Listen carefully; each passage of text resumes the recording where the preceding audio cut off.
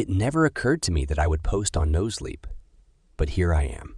Maybe someone else has experienced something similar, and I need to get this off my chest. God, I hope not. But I need answers badly. Let me start by introducing myself.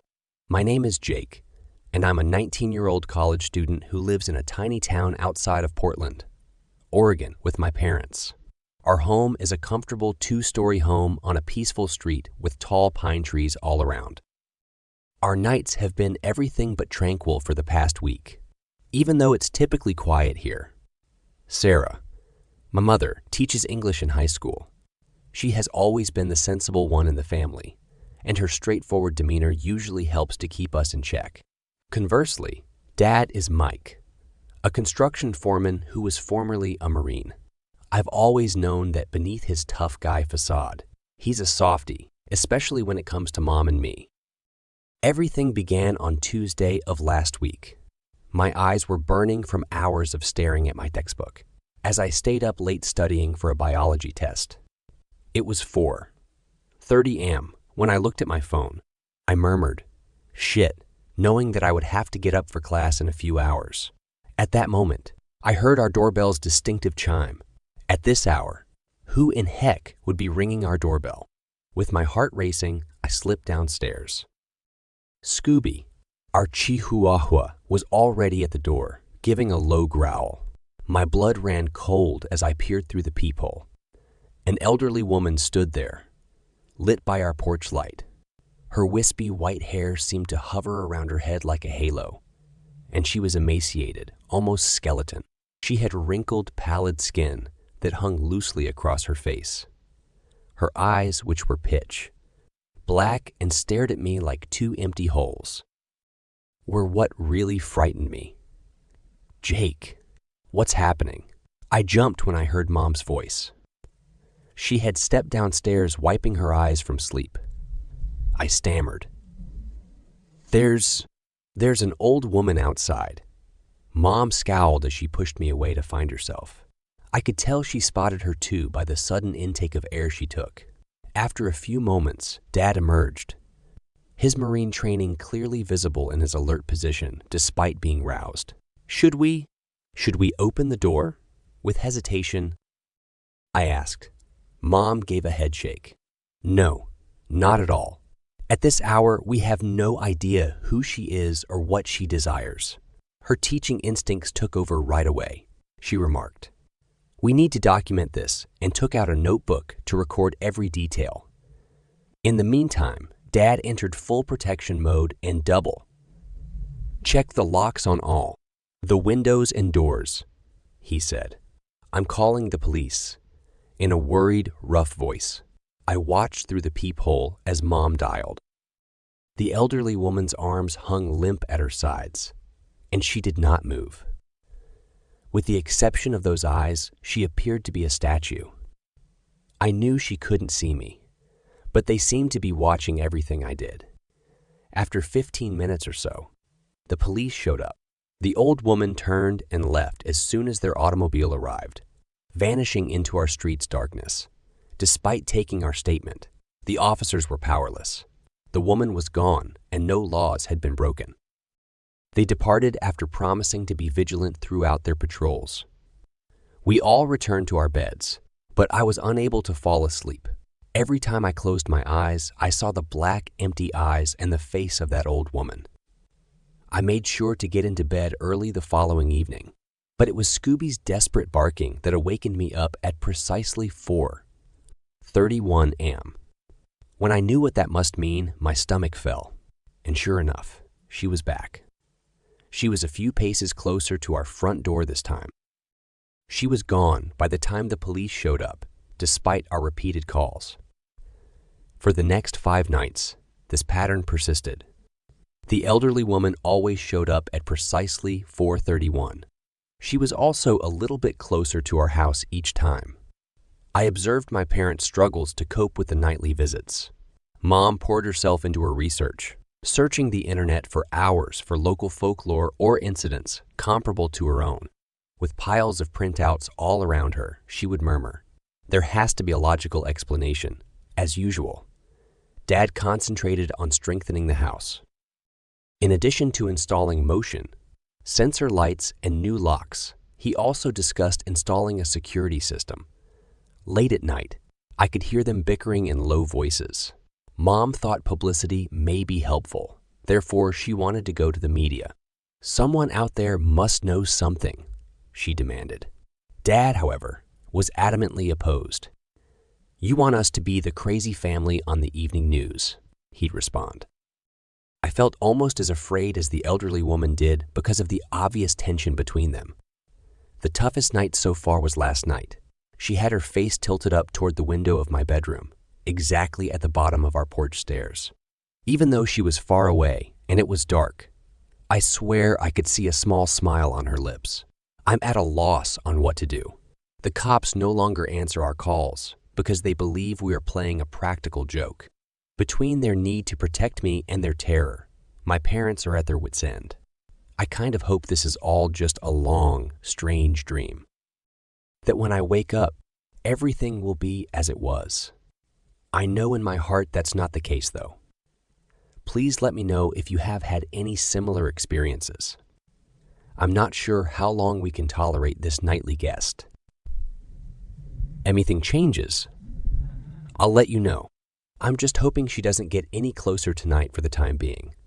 I appreciate all of the comments on my previous post. The situation has only gotten worse, while I wish I had better news. Much worse. 3 more nights have passed since my last update, and each one has been scarier than the last. As the elderly woman draws nearer, I'm about to go crazy. Not much has changed for my parents. She was halfway up our porch steps on the 8th night. I recall staring down at her while putting my face against the cool window pane of my bedroom, my breath hazing up the pane. She remained there, staring at our front door with those black eyes, with the intention of frightening her away. Dad turned on the porch light and shouted through the door, "We see you. We'll contact the police if you don't leave our land." His voice cracked a little, showing the dread that lay beneath his gruff exterior. The old woman's head jerked up as soon as he finished speaking, and her eyes met mine on my window. A smile stretched across her face, exposing rows of pointed yellow teeth, and it sent a shiver down my spine. Whispering, "Oh, God," I staggered back from the window. She was gone by the time I plucked up the nerve to look again. Dad insisted he never flicked the switch, yet the porch light was off. She reached the top of the porch the following evening. "Mom blew it this time," she yelled. "That's it," and stomped down the stairs. I'm going out there and giving this old bat a piece of my mind. Her normally composed manner had broken down, giving way to a desperate panic. "Sarah, no." She was already pulling the door open when Dad called. The elderly woman's face was just inches away from my mother's as she stood there. They just looked at one another for a while. Then my mother screamed so violently that she slammed the door. She slammed that she fell against it. Her eyes, she fell against it, said repeatedly. "Oh God," her eyes. Dad encircled her with his arms while his own eyes widened in surprise. It scared me more than anything else I had seen so far, since I had never seen my mother so shaken. We snuggled in the living room for the remainder of the night, bouncing at every groan and creak of our former home. We discovered severe scratches on the exterior of our front door in the morning. The worst night yet was last night. Like clockwork, Scooby began barking at 4:31 It wasn't his typical ferocious bark, though. It sounded high, pitched and scared. He was sobbing and crouching in the living room corner when I ran downstairs. The old woman's face was there, pressing up against our front glass. Up close, her skin appeared even more degraded, with gray, rotten patches hanging off her cheekbones. There was a black gap where her tongue should have been, and her mouth was open in a mute scream. However, her eyes, God, her eyes. I felt as though I was falling as I gazed into them. They resembled bottomless pits. How long I stood there in awe is beyond me. Hours or seconds could have passed. My dad's voice was the only thing that jolted me out of my reverie. "Jake! Jake! Jake! Son, get out of it!" His face was pale with concern as he gave me a harsh shake. I snapped out of it with a blink. There was a rotten stench in the air, but the old woman was gone. We are at the end of our rope. My folks are struggling to stay together. Mom has begun laying salt lines at all the windows and doors and has given up on coming up with rational justifications.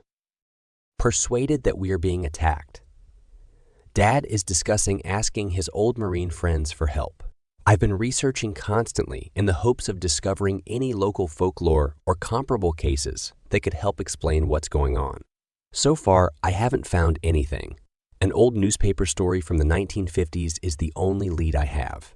A widow carver who resided in a hut in the woods close to our area was noted. She was apparently expelled from the town after being charged with witchcraft. According to the report, before vanishing into the wilderness, she promised to exact retribution on the villagers and their offspring. It's probably nothing more than my desperate mind trying to make sense of everything. However, I'll accept any explanation at this point, regardless of how improbable. I have no idea what the evening will hold, but 4:30, 1 a.m. is something I'm terrified of. The elderly lady has arrived at our window. Inside our home is the next phase. If I can, I'll provide another update tomorrow. I don't want to worry about it if I don't get back to you. Good luck to us, no sleep. We're going to need it, I suspect.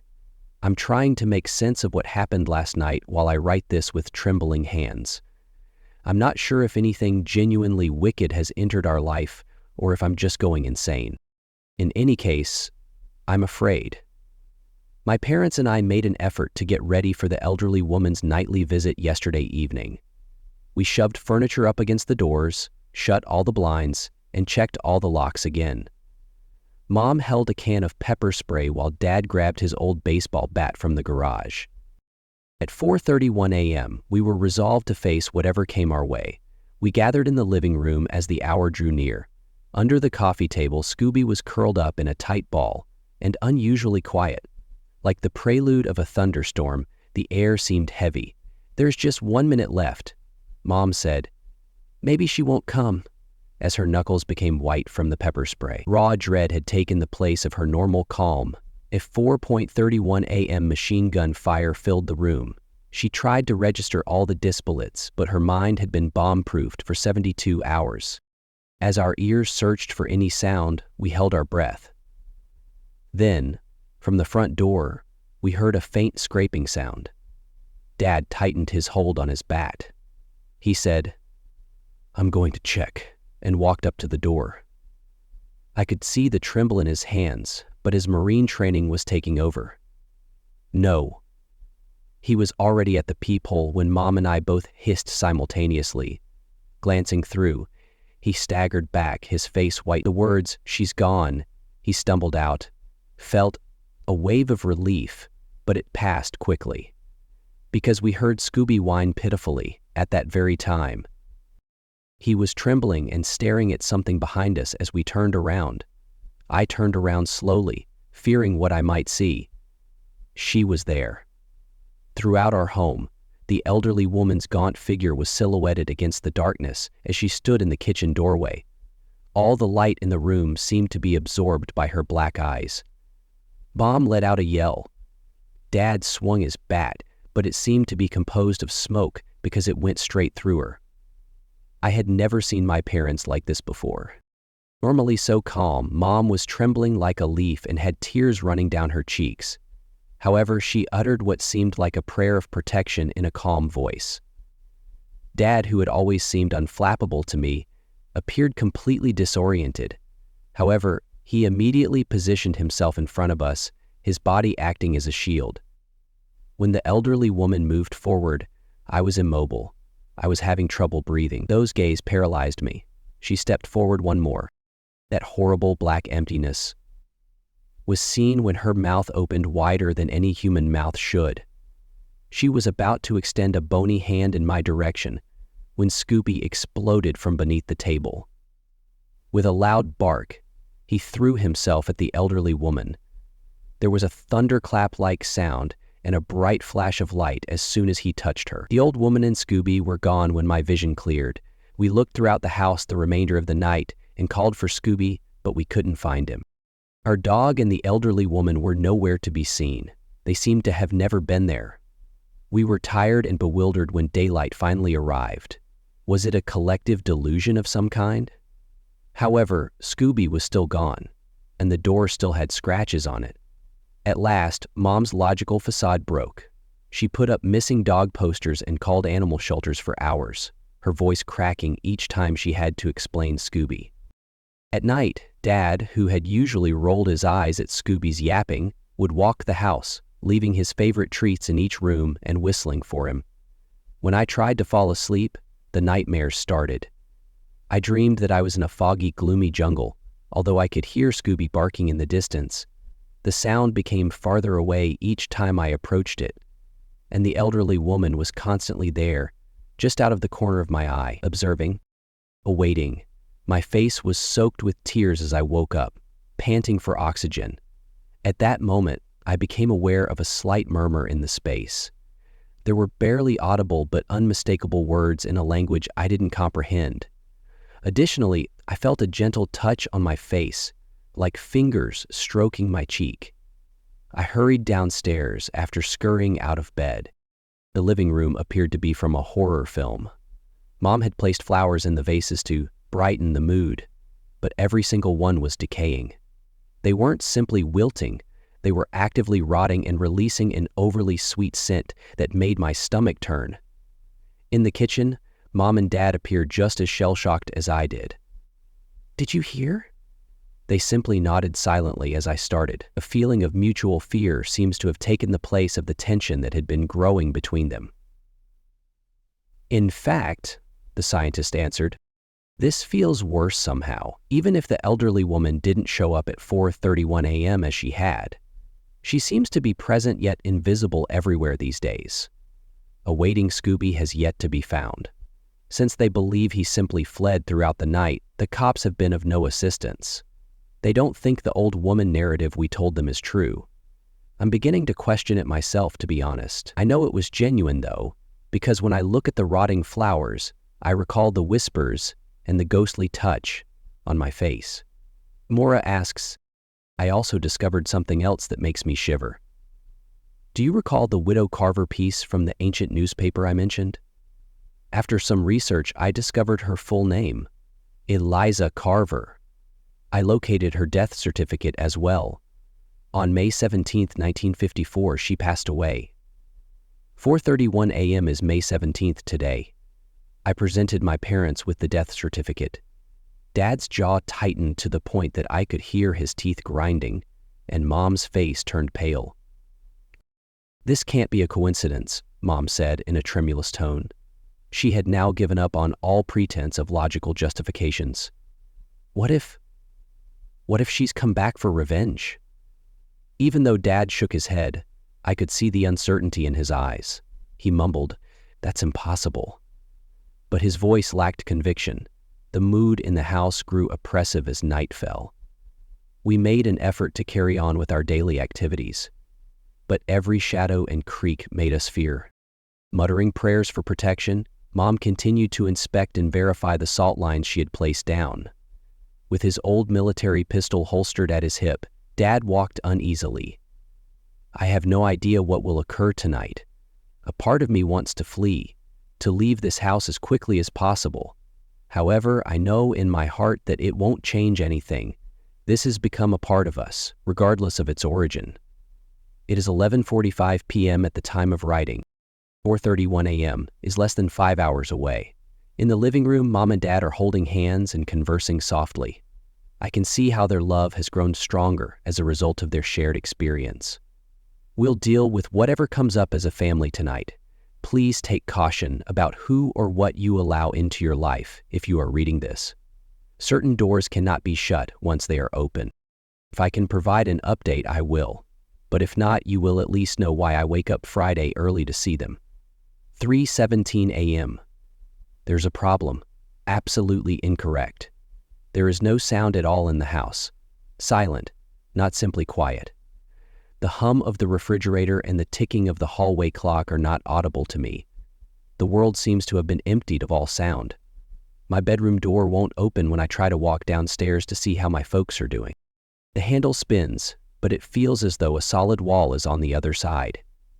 It is not locked. The air has a viscous, somewhat syrupy feel. It is difficult to breathe. It's cold, too. So chilly. Hi. I hear whispers. They are simultaneously coming from everywhere and nowhere. They sound upset, but I can't make out what they're saying. Something is moving in my room's shadows. Even though I can't see it clearly, I know it exists. Observing, awaiting. In fact, I'm not sure. Yes, who was that individual? Ben stated. Sarah remarked, I thought he was with you guys. He is your friend, isn't he? Mark went on. I assumed he drove over with the three of you. No, Ben replied. I have no idea who he is. Everyone's faces lit up with panic. At last, others were experiencing the same emotions as me. It had dawned on them. I answered. We must leave this place before he returns. Please. Yes, Justine replied. We must immediately depart. He was an oddball. Yes, Porter. Yes, I said. I told them how, while we were gathered around the fire, I had observed he was the odd one out. They all agreed that the man was strange and probably dangerous when I detailed his peculiar conduct. We couldn't all agree on the exact moment he joined the group. It was strange that he had entered undetected and unaccounted for. In record speed, we packed our tents. With flashlights in hand, we hiked through dark woods for 15 minutes to get to our automobiles. We heard the elks screech once more, if it was an elk, which I now doubt, and we found solace in the fact that it sounded farther away. Nevertheless, for the last part of the trek, we accelerated. After locking the doors of my SUV and getting behind the wheel, I felt like I could finally unwind. Mark and Sarah followed in Mark's battered Ford Laser, with Justine and Ben sitting in the back. We intended to spend the night at a motel before returning home in the morning as we were leaving the woodland. I believed we were unhindered. We navigated the dim paths that ran through the forest. When we eventually arrived at the exit road, a smile spread across my face. The final few miles of forest were broken up by an arrow-straight section of asphalt. I stepped on the gas pedal. I assumed Mark felt the same way, since he sat close to my rear bumper, and I couldn't wait to get the hell out of there. After all of this, I recall thinking, at least we'll have an odd story to tell. I had no idea it was going to become a scary tale. We could barely make out the road's dashed lines and the trees. My speedometer nudged its way toward 100 mph, and my headlights aimed for the seemingly unending road. I wish Mark hadn't followed my example, and I'm not sure what drove me to move so quickly. It was an error. Behind a tree, the odd man emerged. He entered the center of my lane. I applied the brakes firmly. It was too late. The events that followed transpired so quickly that they replayed in my head like a slideshow. The scent of burning rubber filled the air as the tires squealed. The odd man flew down the road after folding over my bonnet. He moved so fast that it appeared as though he was skating on ice as he skated across the sidewalk on his back, tires squealing again. Fishtailing, Mark flew by in the other lane. I thought he had it preserved for a second because he fought it. However, the vehicle veered to the right, into the trees. The air echoed with the horrible sound of crunching metal. Glass and metal pieces flew as Mark's car crashed into a tree, driver's side first. Off one tree and into another, the automobile bounded. This time, the front passenger side was affected. The wheel bounded into the bushes after the front light exploded and the passenger side cavity collapsed. The car came to a stop in a mangled mess. Shouting Sarah's name, Justine was the first to leave. I trailed behind Ben as he pursued her. My body was flooded with shock and everything felt unreal. I had the impression that I was watching on a screen, while Ben and Justine ran toward the smoking debris. I drifted on the tarmac. The only headlight left on my SUV illuminated the crash scene. I will always remember two screams. They left their mark on my mind, and I will always be able to hear their echoes at night. These screams will be the last thing I hear if I develop Alzheimer's later in life. When I was 13, I heard the first one. My mother gave it to me. It splashed off the walls and filled the house. She was crushed at the front door, two policemen watching when I rushed out of my room. They had informed her of the death of my brother, her eldest son. When Justine saw what was in that Ford Laser waiting for us, she gave us the second Mark had changed. He was a broken jumble of blood, skin, and bone that had mingled and entangled itself with the rusted steel. Sarah was breathing heavily and blinking slowly. There were too many fractures in one arm to count. The front of the automobile folded back into her leg space, crushing her legs at the knees. Of what I wasn't strong enough, but then proceeded. If I could have seen her legs, they would have been flat, with her shoulders heaving and her face buried in her hands. Justine turned away and collapsed to her knees. Ben had to turn away and vomit by the side of the road in an attempt to console her. I took out my phone and fumbled with the 911 dial. I kept hitting the wrong numbers with trembling fingers. I told the operator what had transpired in a quiet, aloof voice. I dropped my phone while I was looking down the road, even though she told me to stay on the line. Standing there was the odd man out. He flashed a grandstand of teeth in an ear-to-ear smile. He appeared to be smiling as his shoulders shrugged up and down. The jerk was actually chuckling. I would have gone after him immediately if I hadn't been in shock. If he had a heart, I would have ripped it out of its chest. All I could do, though, was stare, my mouth hanging open, fighting to hold back the tears. The odd man headed for the forest. I saw him leave, and I saw him evolve. I witnessed it. I am certain that I did. This was no delusion, no mental trick. This actually happened. He shape-shifted, as I witnessed. I observed its actual shape. That night, we weren't dealing with a human. After several hours of investigation, I think I witnessed what some have dubbed the Goat Man. Its head had horns that protruded irregularly. Rows of sharp teeth were seen on its smiling snout, and it disappeared into the dark woods, going straight, like a guy with a clumsy step. 8 months have passed since that evening. Since then, I haven't seen my buddies very much. Our relationships are in ruins and have broken apart. Now, the only thing we have in common is a sharp recall of that evening. Mark has passed away. Despite being triple amputee, Sarah lived. Ben and Justine split up. After spending every restless night studying the hideous creature I witnessed that night, the Goat Man, here I am, rugged, with uncut hair and a scraggly beard. I will return to those woods.